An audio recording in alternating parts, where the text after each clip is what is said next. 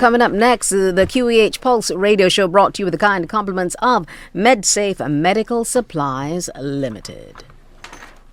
For all your medical supply needs, visit MedSafe Medical Supplies Limited. We offer a wide range of products including wheelchairs, walkers, canes, crutches, blood pressure machines, stethoscopes, and so much more. Conveniently located on Gemmett's Lane, just a 2-minute walk from the Queen Elizabeth Hospital. And for your convenience, we deliver free to the QEH. Open Monday to Saturday, 8:30 a.m. to 5:30 p.m. Call us at 624-7542. MedSafe Medical Supplies Limited, your trusted source for medical essentials.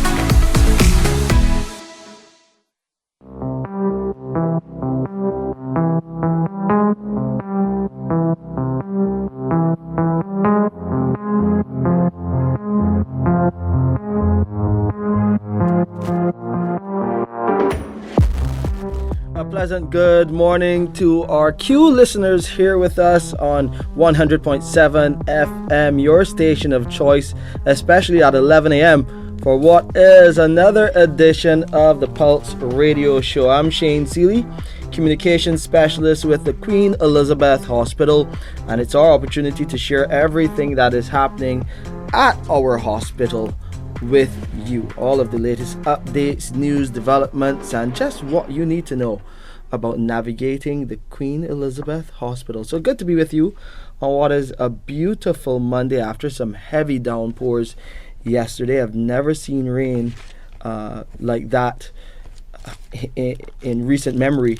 A lot of some minor disruption it would have caused, in some cases more than minor, but for the most part everything looks good on the outside. I know there were heavy showers in the Charles Road Bridge area, some real damage done there. So, it just keeps you, helps you to pay attention to how we prepare generally during this time of year. It is the hurricane season, but it's not only for hurricanes that we are preparing for. We're preparing for any eventuality. So you just need to pay attention to your disaster preparedness during those months and really during the year. Climate change is real, and we've been seeing more of these heavy downpours, these episodes where we've had some flash flooding, and we want you to be careful. Just be careful out there. Today is a special day for us at the QEH. Last week we celebrated our 61st anniversary, and if you want to see some of those highlights, you can go to our website at www.qehconnect.com. That's QEHCONNECT.com to see those highlights and much more. And you can also see more episodes of and listen to more episodes of the Pulse radio show as well. But yes, we had a great week. We started with a word of prayer, our church service. Then we had a financial wellness forum. We had on Wednesday the open day, where we were doing some tests and a number of other initiatives, sharing with the public and our staff as well, of course. Thursday was a nice back to school town hall where the staff got the opportunity to don their old school uniforms. Me being an up and on person, I had on my Combermere tie, but we also saw the Harazonians, the foundation people, the brown cows were representing big time too, those elderly people. So that was a nice Thursday mix and mingle at our town hall, and then Friday we wrapped it up with a cake cutting and really just celebrated that Friday, which was November the 14th, which is the official anniversary of the Queen Elizabeth Hospital. Now we come to Monday, today, November 17th, which is a special day as well, World Prematurity Day. And because it's that, we are celebrating with our Neonatal Intensive Care Unit, NICU. They're in celebration mode and I'll give the honors to my guest this morning to talk about that milestone, what number they're celebrating, and what is happening today. So welcome to radio. You would have seen her on television many times on Morning Barbados, but she's gracing us, getting away from that busy schedule for just 1 hour, because then she has to go back to her normal duties. Dr. Gillian Birchwood. She is the head of department, NICU. She's also a consultant with us at the Queen Elizabeth Hospital. Good to have you on, Dr. Birchwood. Good morning, Shane, and it is such a pleasure to be here with you. And good morning to all the listeners here today as we celebrate World Prematurity Day. Yeah, if you have any questions about NICU, about World Prematurity Day and why it's so important for us at the hospital, and anything QEH, call us 434-1007 and 434-1070. You can also send us a WhatsApp at 434-1007. I want to say a pleasant good morning as well to Mr. Mooney, Moon Prickle. He is listening as well, and it's always good to share the education with all of our listeners here on Q100.7 FM. So let's get into it. You're celebrating today, Dr. Birchwood. What number are you at? So the newborn intensive care unit at the Right. Queen Elizabeth Hospital is celebrating 35 years of having a major impact on the landscape of healthcare in Barbados and indeed the Caribbean. And coinciding with that is World Prematurity Day. You can see I'm decked out in my purple. Mm-hmm. Shane, the listeners cannot see, but you are not in purple. But I because your purple is so rich and strong, and I'm wearing white, so it's reflecting. So I have a hue which is cast over me now. So I'm in celebration mode as well. But 35 years, an amazing journey you have had, and many successes Yes. along the way. Talk about the work of the pediatrics department, because that's where it falls under. But Yes. this NICU is a really special branch of it.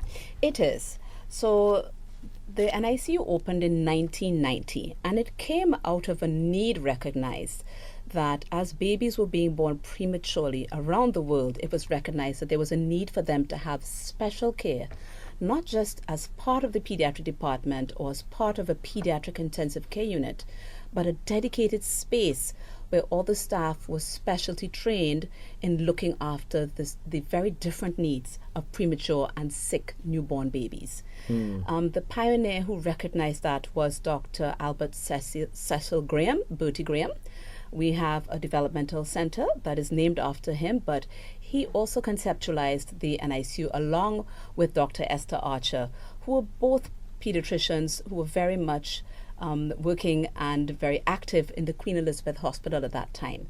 So the idea for that unit came about, and they were able to really impress upon the government of the importance of it, and they were able to see the importance, and then came the newborn intensive care unit, which has been tremendously important in our hospital and in our region as well. What is the focus of the NICU? Newborns specifically.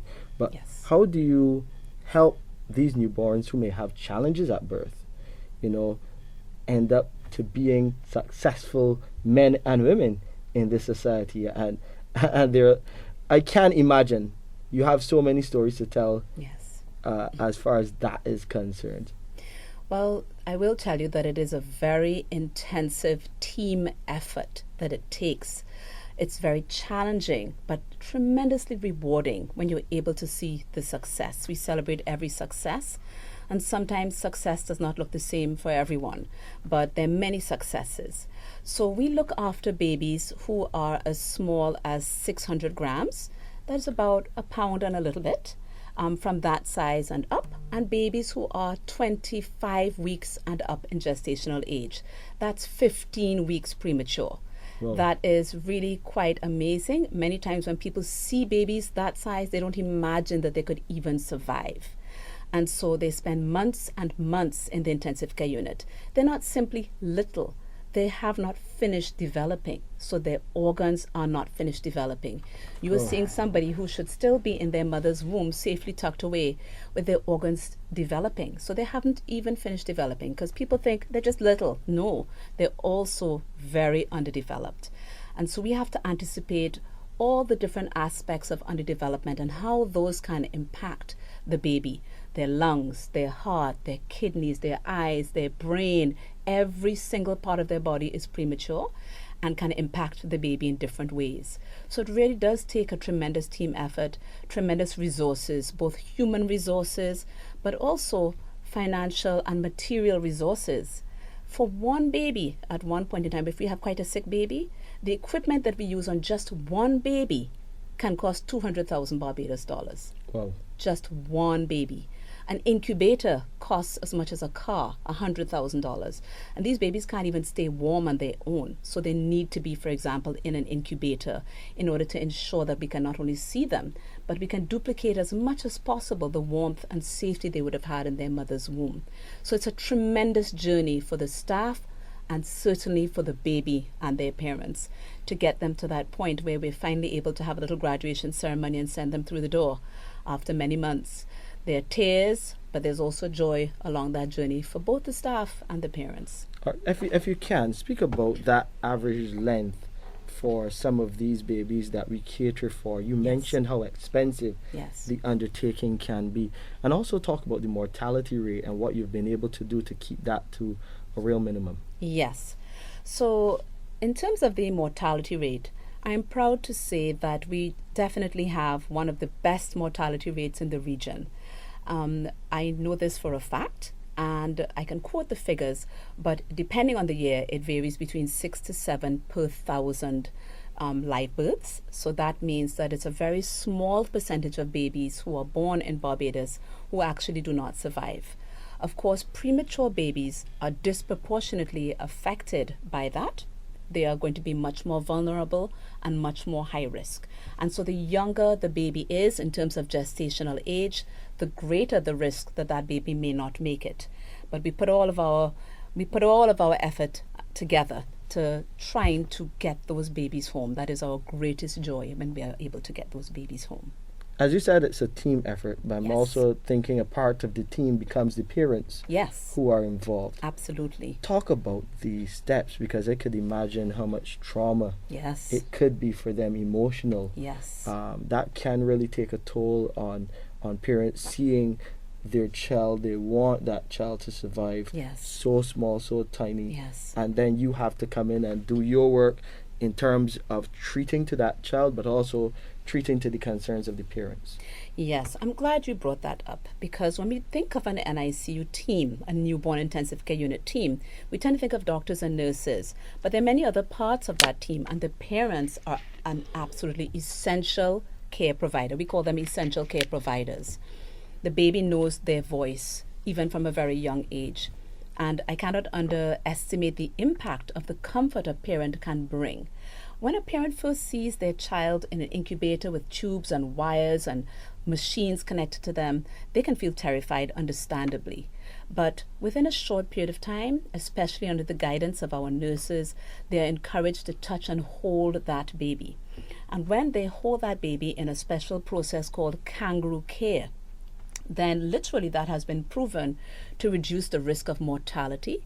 The parent also, by holding the baby to them, will transfer good bacteria to the baby, which helps to reduce their risk of infection.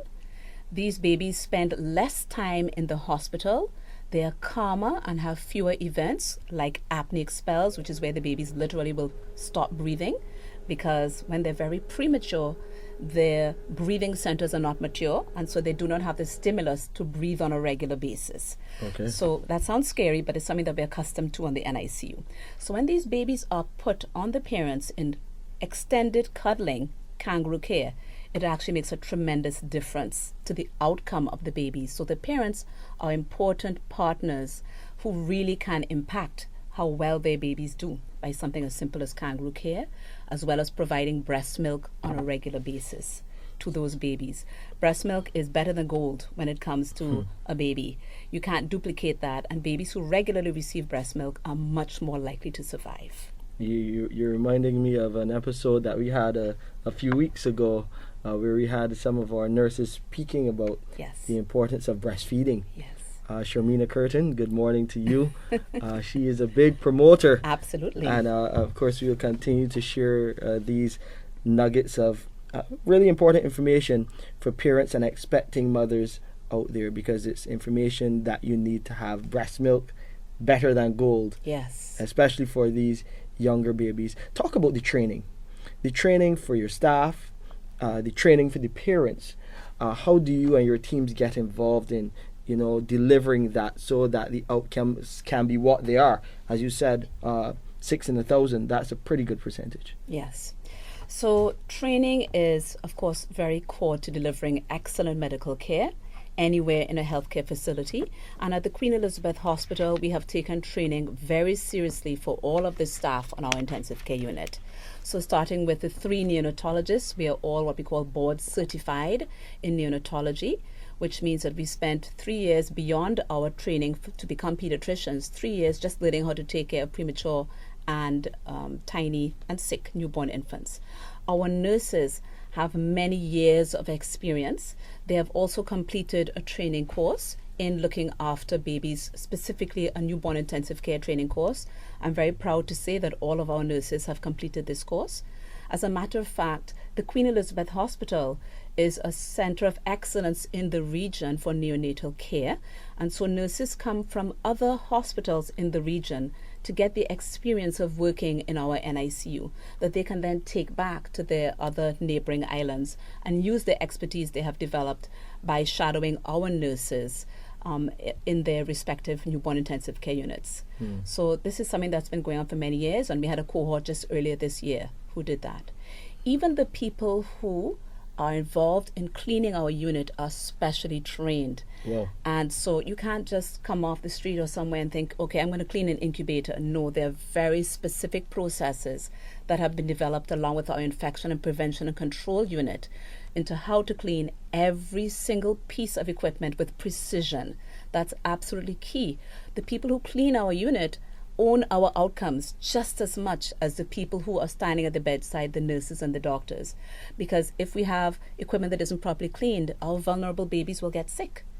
And our housekeeping is also an essential part of that team. Precision in making sure that we deliver excellence. Big up Mr. Murphy and the team in housekeeping. You spoke about kangaroo care. Yes. Talk about some of the other training that you help to deliver for the parents now. Yes. Some of the things that they need to know, it's a must know for them to improve the survival chances for these young neonates. Yes. So our nurses especially, so yes, as doctors we'll talk to parents, but I will have to give kudos to the nurses for the amount of time that they spend at the bedside with the parents. They spend a lot of time not just comforting them, but also educating them. And that is key, because you can't just one day say, okay, your baby's ready to go home, and they spend 4 months in the hospital. That's terrifying for a parent. So the nurses will encourage them and teach them how to do kangaroo care, how to make sure that they are clean in a way that will not put their baby at risk, how to produce breast milk and to keep it going. A mother may not be able to breastfeed her premature baby for 4 or 5 months. So they are taught by our nurses on how to maintain these very important skills like maintaining breastfeeding. They will counsel them. The nurses also will point out to us parents who might be particularly struggling and be in need of psychological support. So the nurses really do a lot of the bedside training. And then they teach the parents. They have to teach the babies how to suck because they don't know how to suck when they're very premature. The nurses are responsible for feeding training, teaching parents how to feed their baby as they get bigger. A baby who's born at 600 grams literally cannot have a bottle in their mouth. They won't know how to do what they need to do. And it takes many weeks and months before they're able to even start trying. And so this ongoing teaching is something that the nurses are responsible for and do a very good job of, especially as it becomes time close to discharge.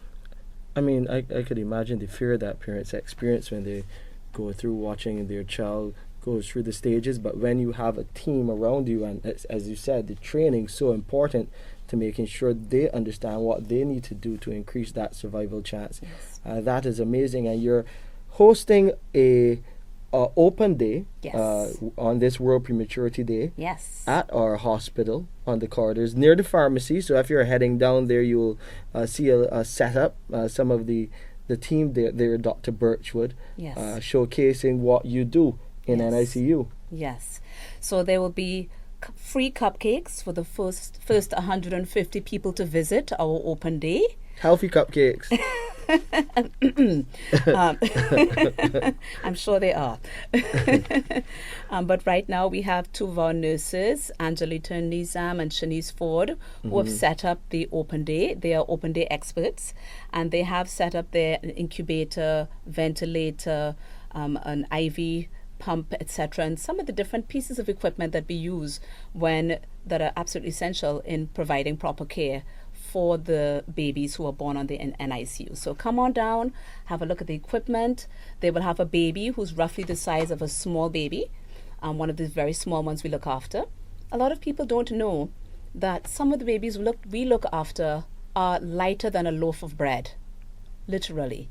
When I go shopping in the supermarket and I look at the weight of some of the chicken I'm about to buy, it gives me pause, because some of those chickens on the supermarket shelf are heavier than our babies on the NICU.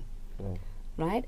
And so our nurses really enjoy, our entire team, nurses, doctors, and our ancillary staff really enjoy what we do. So come on down to the open day, have a look, and marvel with us at the amazing things that advances in neonatal medicine have done in our country. And you speak about advances. What are some of the new techniques, some of the technologies, some of the new teachings? Because you're always learning as a doctor. Yes. You're always training. It's a profession of continuous learning. Yes. What are some of the new things that you're seeing in neonatal care that really speak to improving the level of care that we offer to those little babies? Yes, one of the things that we have within the last year or two undertaken is point of care ultrasound, also called POCUS. So it is a way of using ultrasound to make rapid diagnoses in situations where you need quick answers. So if we have a baby who suddenly becomes unstable, we need to know, is there something going on in the baby's lungs, for example? And so we can use POCUS, or point of care ultrasound, which is an emerging area in the field of newborn intensive care. I can tell you that in North America, this is also now just emerging. This is not something that is widespread on every unit. And so I'm proud to say that we certainly use point of care ultrasound, and we plan to expand the use of point of care ultrasound through partnerships with some international organizations that do it in a more expanded way than we do at present. But it's important for us to keep up to date with the most important trends that are in newborn intensive care unit globally. What are your objectives and aims as you continue to head the department? You head the department of pediatrics, but you have a real passion for the neonates. What are some of the things you're looking to achieve as we are right now in this new 2025 to 2028 strategy, the hospital itself going through a whole transition, yes, and of course NICU not being left behind? Yes. What are some of the things that people will start to see emerge in terms of those improvements? You mentioned POCUS, and that is something that we are doing along with First World Care, yes, in neonatal treatment. But talk about some of the other developments, aims and objectives that you have in the pipeline. So for the entire Department of Pediatrics, we have been working in partnership with the Shaw Center for Pediatric Excellence to develop our pediatric department as a regional center of excellence. A center of excellence means that you have a concentration of skills and talent who are focused on a particular aspect of healthcare. Already our newborn intensive care unit, our pediatric intensive care unit, and our hematology oncology services are a referral center for this part of the region. That means that in other countries where they do not have the skills or the expertise or the technology available, the children are sent to us in order for us to lend assistance to our Caribbean neighbors. We have also been extensively involved in partnerships for training right across the Caribbean. Every single Eastern Caribbean country, Trinidad and Guyana, has had training in some form or fashion from professionals in pediatrics in the past, I would say, 4 to 5 years. So our reach needs to extend beyond just our own country. It's very important always, because our countries are very small individually. So we must always prioritize Barbados, but we are always thinking beyond Barbados and to the region. So we want to deepen and strengthen those regional partnerships that we have developed. And we're continuing towards really strengthening our role as a center of excellence. It does require a lot of financial input. There has been a lot of training that has been done in nurses in the Queen Elizabeth Hospital and in the polyclinic as well, in the polyclinic setting, in pediatric nursing, because nursing is always the foundation of healthcare. And we have had a number of specialists trained in not just pediatrics, but also in subspecialties of pediatrics, which again will help to enhance our care and strengthen us as a regional leader in pediatric healthcare here at the QBH. And that's what we want. Remember, you can call us 434-1007 or 434-1070 if you have any questions about the program, the NICU, the Newborn Intensive Care Unit, what they're doing there. Some great work being done, and I can tell you I've been getting some pictures here while I'm having this conversation with Dr. Birchwood, and that booth display is looking really awesome. Our nurses are out there showcasing to those who pass by what happens in the NICU, so that you can get a better understanding, a touch and a feel for what happens there.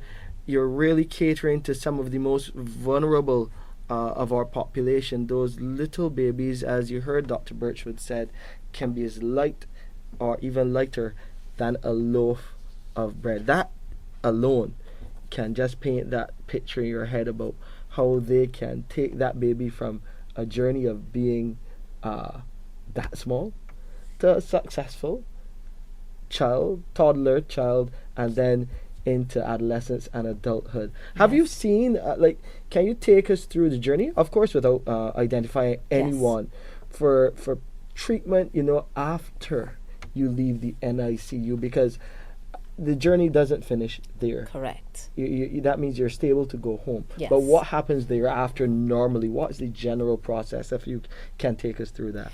That's an excellent point, because when babies, for example, are born prematurely, let's say we have a baby who was born at 25 weeks. That's 15 weeks premature. So when that baby goes home, although they may be physically ready to go home, they may look well enough to go home.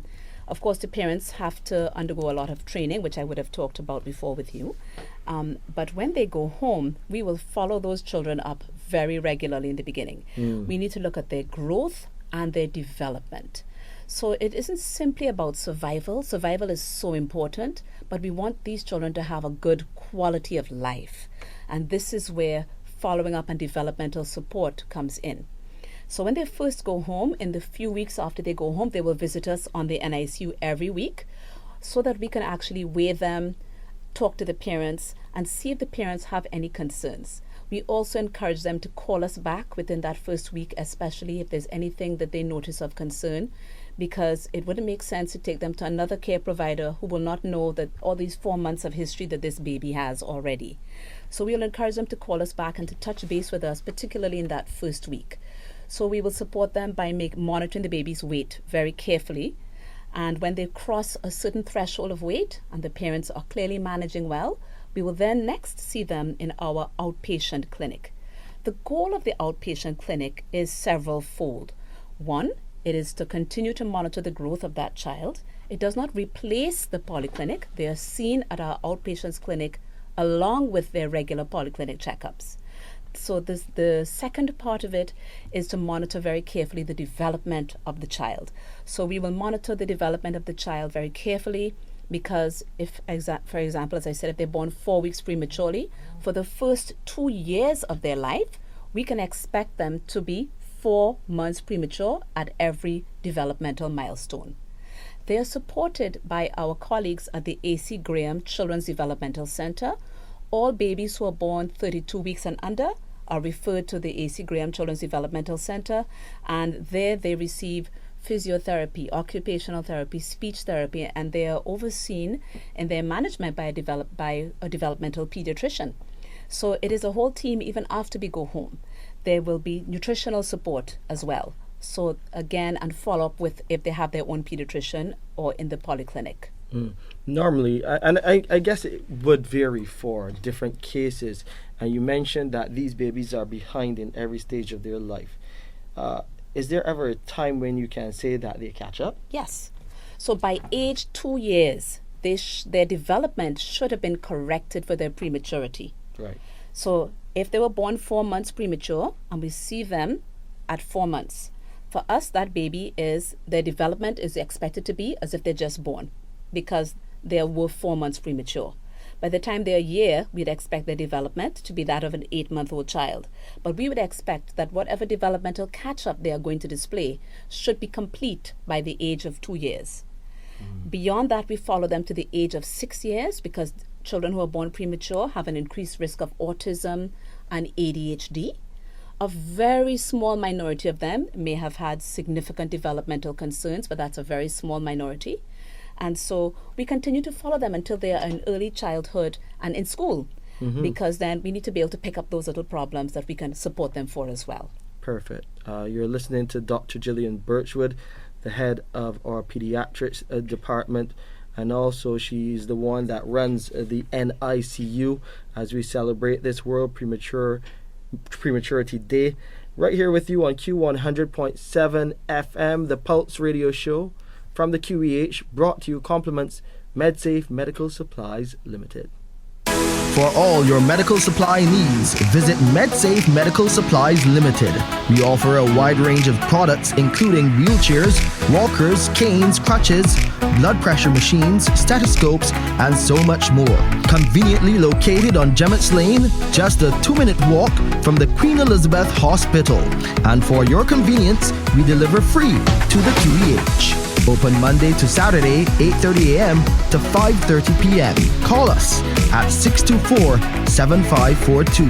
MedSafe Medical Supplies Limited, your trusted source for medical essentials.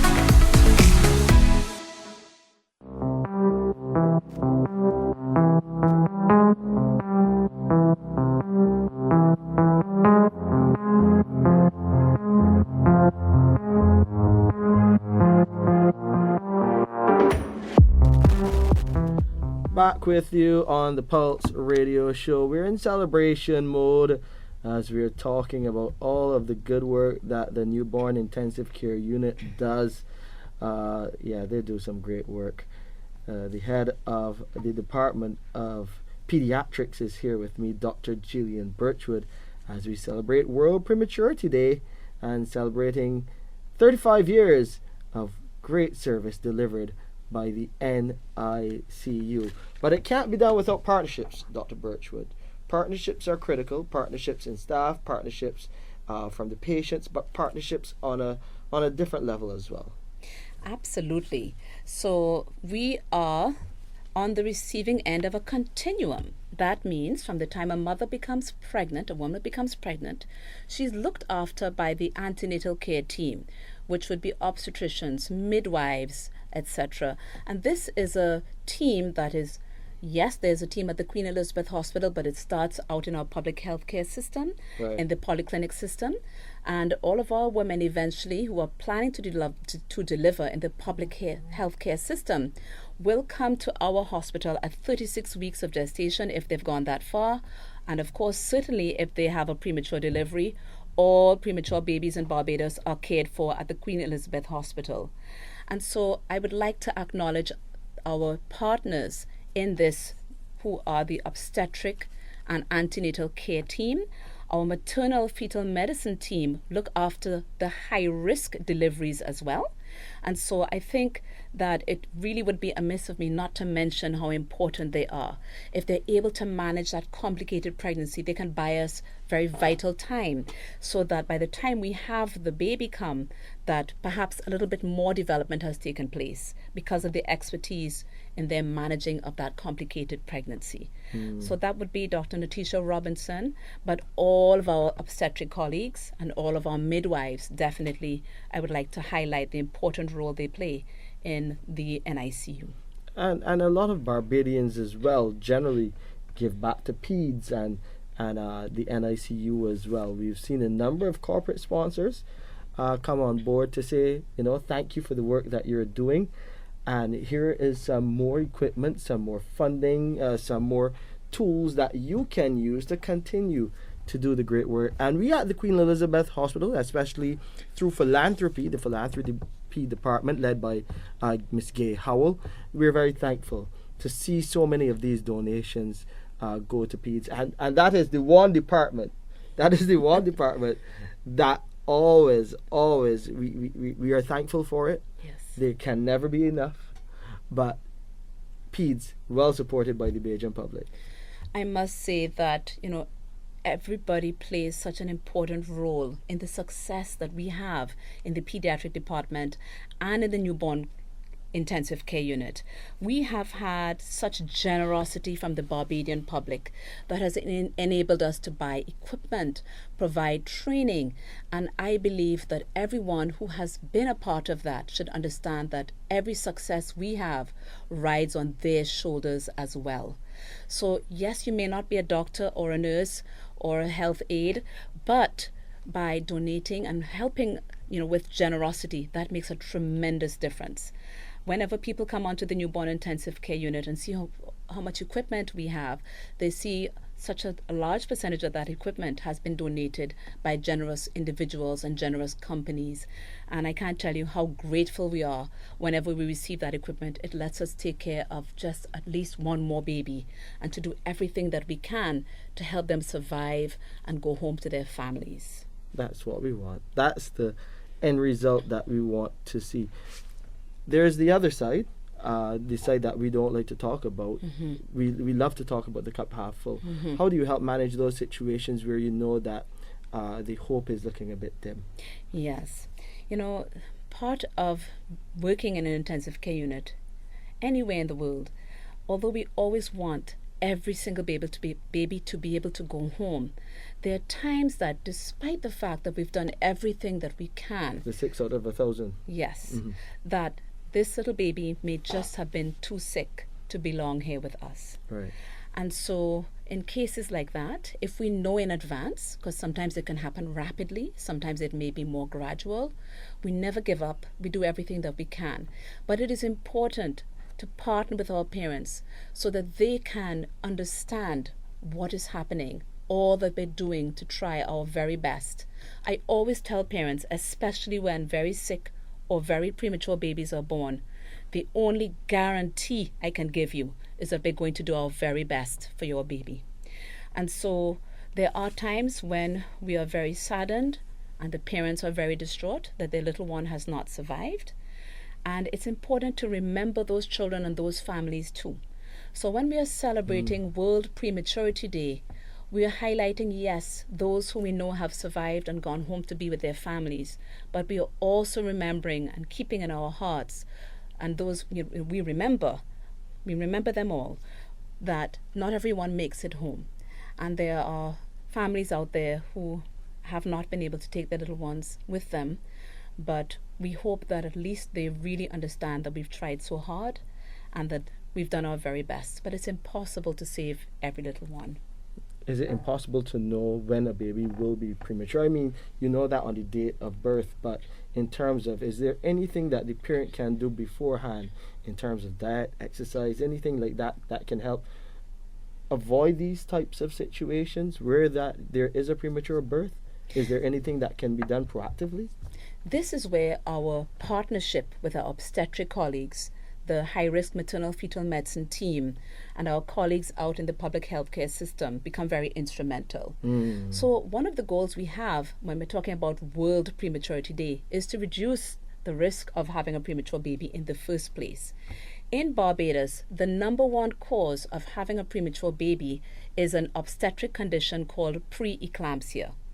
This is where a mom has an abnormal reaction to the way that her placenta or the afterbirth was implanted in her womb, and she can develop very high blood pressure during the pregnancy and spilling of protein in her urine, which can eventually mean that both her life and the baby's life is at risk if the baby is not delivered. I want you to dwell on this point a bit more. Sure. We have a caller on the line, but I really want you to go through that what you call it again? Preeclampsia. Eclampsia. Yes. Preeclampsia. Kimberly seems to know it well. Thanks, Kimberly. Good morning, caller. Welcome to the Pulse Radio Show. How can we help? Good morning. Peace be unto you and yours. A magnificent Monday to each and everyone. To your distinguished guest, Dr. Birchwood. Appreciate it. What you said just now about caring, I just call Dr. Cave, Goddaddy, and Uncle Cave, and all those other wonderful nurses and doctors. And what bless your heart is that you all have the pictures, so it ain't only that. You all remembering, but the pictures they're showing, all those lovely little ones. Yes. So keep the good work up. Continue. One thing you can say is that they are cared with love. Yes. And Indeed. protection. I can say that. Yes. Indeed. So have a blessed week, everyone. I hope the rain you were okay in the yesterday showers. Well, I got, when I came out medically unfit, I decided that I would do a roof, and the gentleman didn't know what he was doing, and he mashed the whole roof. And from then, it was downhill for me. Everybody just come and rip me off. So, last night, I had to put, my 40-something years in this house, I had to put pans to catch water. So I'm trying now to get the other half finished. Okay. All my money went down the drain and no time. I went for help, but I didn't get my satisfaction with the amount of money that I spent, so I had to just let it go. But the Creator is still alive. I was going to say, by the grace of God, it will be solved. He's still alive. It will be solved. Thank you. God ain't sleeping, and there's karma for all of us. Anyhow, you have a blessed day, and I'm sorry for that person that lost his life. Condolences to the family. Yes. All right, take care, and God bless you. Yeah, that was a result. Good work up premature. Thank you very much. Yes, Dr. Clyde Cave, a member Yes. of our team. He was acting as Director of Medical Services as well, Yes. but very big in terms of working with SCPE, Yes. the Shaw Center for Pediatric Excellence. And also, because I started telling the story of the NICU and how it opened, but the first neonatologist we had here in Barbados, when the unit opened 35 years ago, was Dr. Clyde Cave. Wow. And so he worked on our unit for decades, and so I would certainly like to publicly give him thanks for, being there from the inception of the NICU and for all the work that he has done over the years. You sound like you're aging him, but he's keeping very effervescent and looking ever so young now that he's focusing on his work with the Shaw Center. Yes. I mean, it's always great to see him. I know the work he did because when I was on the other side of things, working here at the CBC, I interviewed him on many occasions, and he's really an expert and a real mind in the field in terms of, providing that critical information that people need to take care of themselves across the board, and especially when it comes to pediatrics. You continue to do that, both of you, and fly the flag very, very high. And before we took that call, you were talking about, Yes. helping to hopefully avoid these situations, but one of the leading causes of premature births. Yes.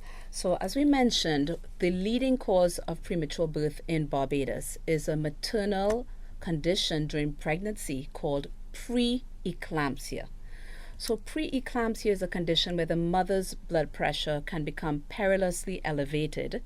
She may spill proteins from her kidneys, and there may be other changes as well. And that condition, the only cure for it is actually delivering the baby. And so if a mother develops this condition, because it can develop in pregnancy from as early as 20 weeks onward, if it develops very early in the pregnancy and if it becomes very severe, it can threaten the mother's life and the baby's life. And so the obstetricians may have no choice but to initiate delivery, whatever the gestational age is. So many of our babies who are born at 25, 26 weeks and up, for example, may have been born as a result of maternal preeclampsia. They work very hard to stabilize these moms and to prevent the delivery from being as premature as it might be.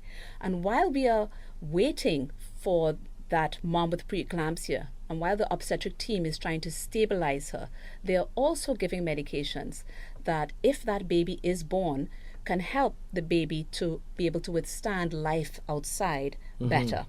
They give an injection of a steroid medication, which helps to mature the baby's lungs faster. So if they are born early, they have a better chance of needing less support with breathing. In addition to that, they may be given a dose of a medication called magnesium sulfate, which has been proven to help protect premature babies' brains if they do develop early. So the idea is not to have a premature delivery, but if it cannot be helped, our obstetric team, once there is enough time, will work towards stabilizing mom and preparing the baby for that early delivery. And we very much work in tandem. We meet, we discuss, we talk to the parents beforehand about what it means. And again, it's a team effort from that point of view. Are there any signs and symptoms that early detection is always best? Anything that you can tell expecting mothers, things to look out for that could be a cause for concern? Well, I'm not an obstetrician, but I can tell you some of the general advice. If a mom notices significant swelling of her legs or other parts of her body during the pregnancy, if when her blood pressure is checked it is elevated, if she develops severe headaches, blurring of the vision, these are actually signs of quite significant preeclampsia, and she should not ignore those because it can progress to eclampsia.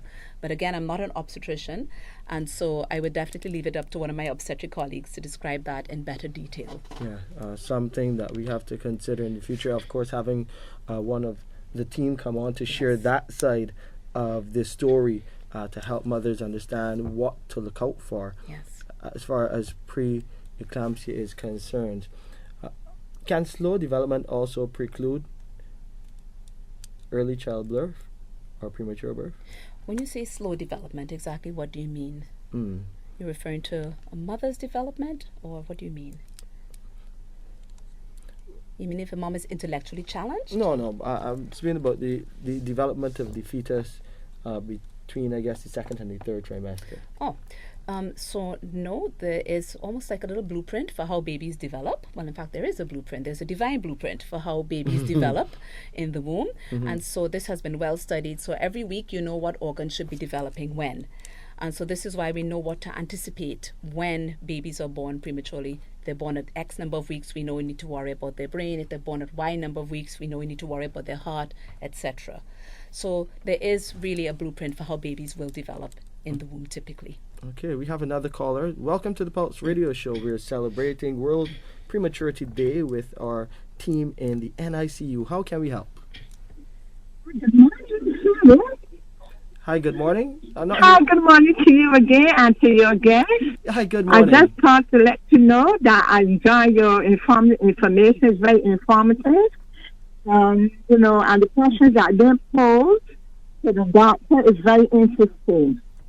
I thank you for that. And also, the question about the early warning signs of pre-eclampsia.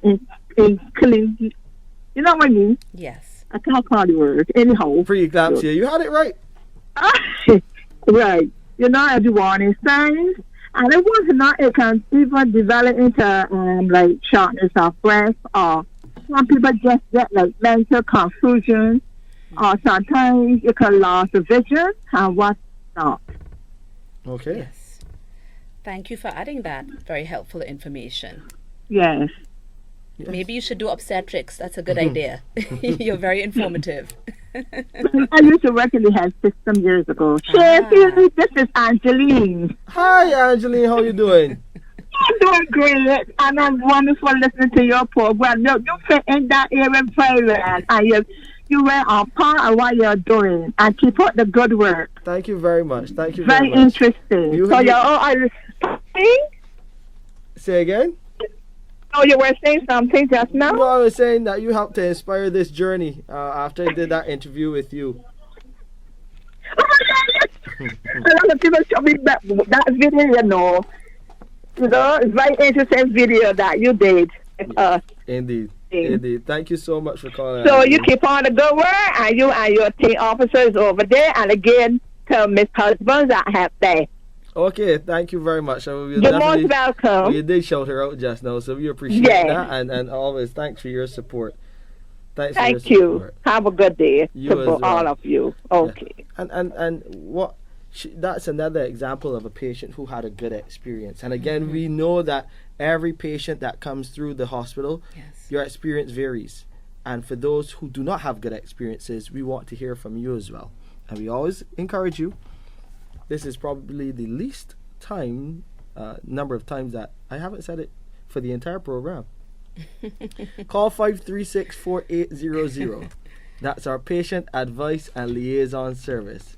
Your hospital pal, the help desk, and they can help guide you through the journey. For those complaints, you can share there as well, and they can direct you to our clinical risk department, where we will follow up and investigate those concerns you may have so that we can continue to improve the service. You wanted to add something? Yes, I just wanted to say that while I'm busy here sitting chatting with you, Shane, our team at the hospital is working very hard with the babies. Always. And if I may, I would like to give them a little shout out. Always, We anytime. all work together, we're a family. And so I would just like to call their names and acknowledge all of their hard work. Rashika Knight, Shanice Ford, Angelita Nizam, Jessica Gibson, Kelly Blades, Abio Benjamin Walrun. These are some of our nurses who are there on the unit right now. Then we have our health aides who do all of this special precision cleaning that I was telling you about. That's Cheryl Griffith and Mr. Kilkenny. Our housekeeping, Sasha, you know who you are. And we have our clerk, who is very, very important to the function of the NICU as well, Mrs. Selma Applewaite. She has been with the unit. She's the only person on our unit who has been on that unit from the inception of the unit. Wow. So I just wanted to have a special shout out. We also have our physician team there today. Dr. Save that. Don't go to the physicians just yet. You gotta save them. You work with them, and that is a special cohort of people that you gotta say hi to. We have another caller very quickly. Good morning. Welcome to the Pulse Radio Show. How can we help? Good morning. Good morning. I want to say thanks very much to Dr. Birchwood, Dr. Cave, and all those who had care of my grandson 14 years ago. He's doing well, and they always do a good job there. God bless all of them. Where does your grandson go to school? St. Michael's. Oh, not too far away either. Not too far, you could see it. And not, what does he want to be when he grows up? Well, you don't say what. He didn't say what yet. I think before they used to tell me you want to be, well, can't remember. Can't remember, but we are happy that Yeah. you know you can share those moments with your grandson. Thanks Yeah. to the team at the QEH and NICU and pediatrics, and we appreciate Something you like a calling. criminologist, like checking out cases and whatnot.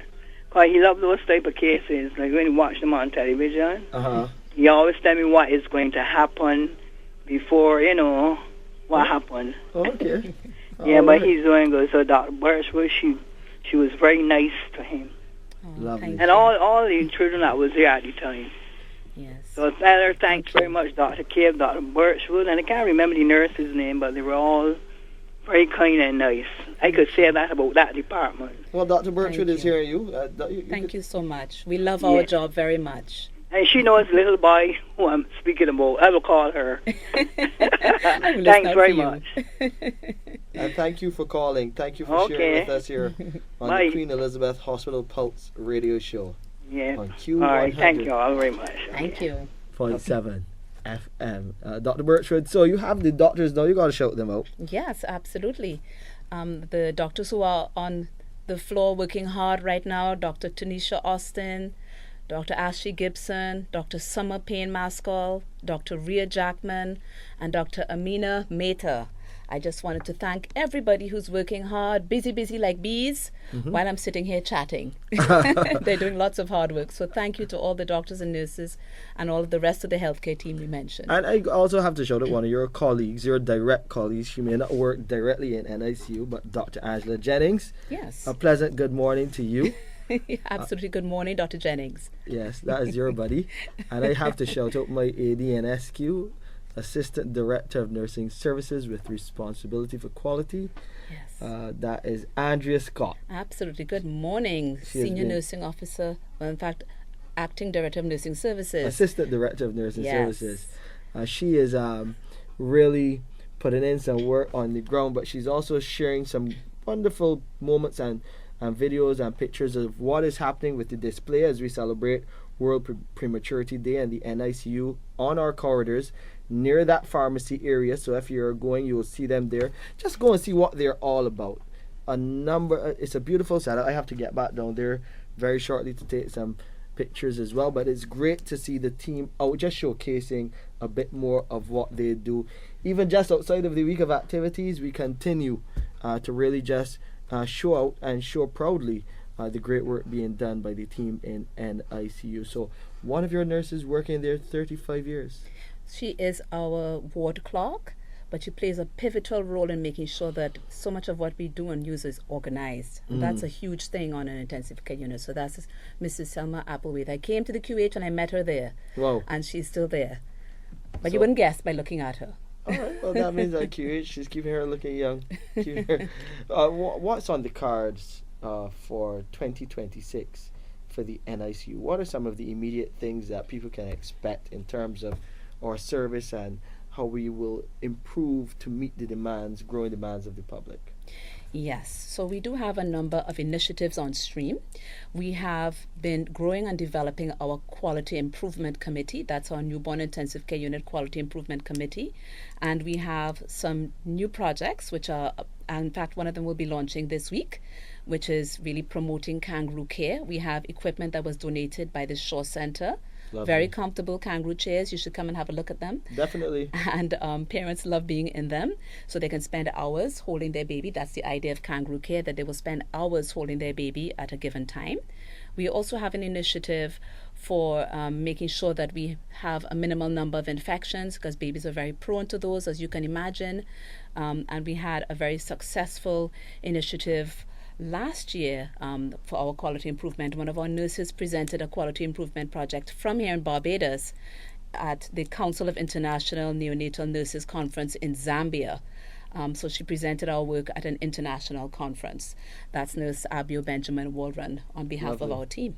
Lovely. So we have a lot of plans in the works. So a lot in the works, as we will continue to share with you right here on the Pulse Radio Show. A big thank you to Dr. Gillian Birchwood, who spent some time with us, precious time, because we know that she has to get back to her team and join them on the corridors, see all that they are doing as we celebrate World Prematurity Day and NICU's 35th anniversary. So we are still in celebration mode.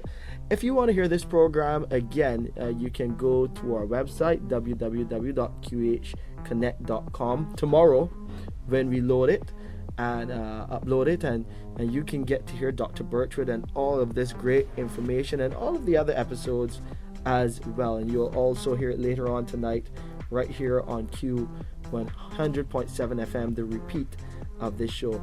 Dr. Birchwood, thank you very much. Thank you so much for having me. It was a real pleasure to talk about my favorite topic. I appreciate your time. I know you have some other demands and some people demanding you to get places. And it's always great spending time with you listeners here with us on Q100.7 FM for what was episode 13 of the Pulse Radio Show. I think we have, let's see, one more week to go right here on the Pulse Radio Show before we call it a year 2025 for season 4, and then we will see you earlier in the year. So it'll be good to wrap up with you next week. We got a lot to talk about. Thanks, Kimberly. Thank you, Andre. We'll see you next time. Goodbye for now.